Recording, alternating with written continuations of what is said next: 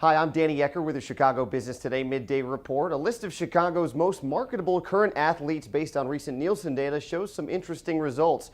Brian Urlacher leads a top 10 that includes 4 other Chicago Bears. There are 2 Bulls, 2 Blackhawks, Paul Konerko of the White Sox, and no Cubs on the list, which was compiled using the Nielsen N score, weighing players on awareness, likability, and how respondents in about 700 local households would describe them.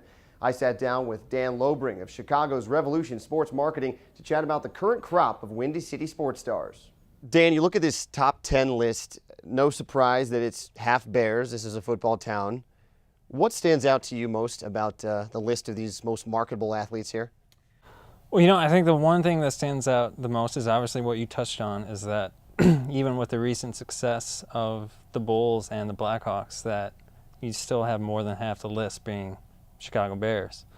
And then noticeably absent from the list is there's no Chicago Cub in the top 10. And I think you've had a lot of turnover.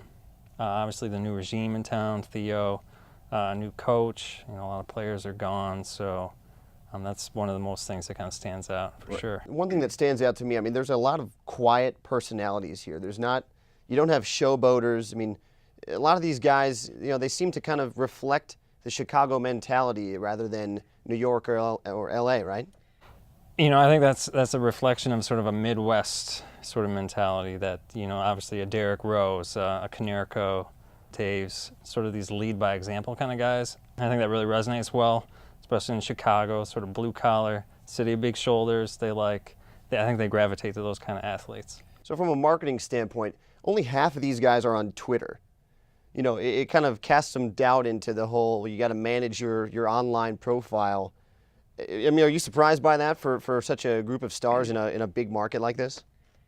It's not surprising the guys that aren't on Twitter. I think Rose, Taves, Konerko, not on Twitter. And it sort of matches their personality. I think in the marketing world, it's an attractive quality to brands that want to align with these athletes if they're on Twitter. They can send out their own messaging. It's a 24-hour news cycle. They can be posting messages not in season, so it's an attraction. But you look at Urlacher, who's number 1 on the list. I think he could be on Twitter more as a reflection of the brands that are around him that want him to be on Twitter and kind of be that guy, versus a Derrick Rose, who sort of kind of said, I don't want to be that guy. Is there anyone that, say, in the next 3 to 5 years that you're expecting to make this list? Any young stars that you feel like has the best chance to crack this top 10? Well, the biggest thing I think to follow is the Cubs. People are obviously Cubs crazy. It's a national market for the Cubs, and is Starlin Castro going to stick around? Is he going to be that guy, or is it Jeff Samardzija, which they just said that he's kind of the only untouchable Cub right now? So I think that'll be interesting to track. Obviously, a new influx of Bears I think could be interesting. Brandon Marshall is probably not that guy, but you never know. They're looking for somebody in that receiver position. I think that could stand out. Right. Okay, Dan. Thanks for your time. Cool. Thank you. Appreciate it.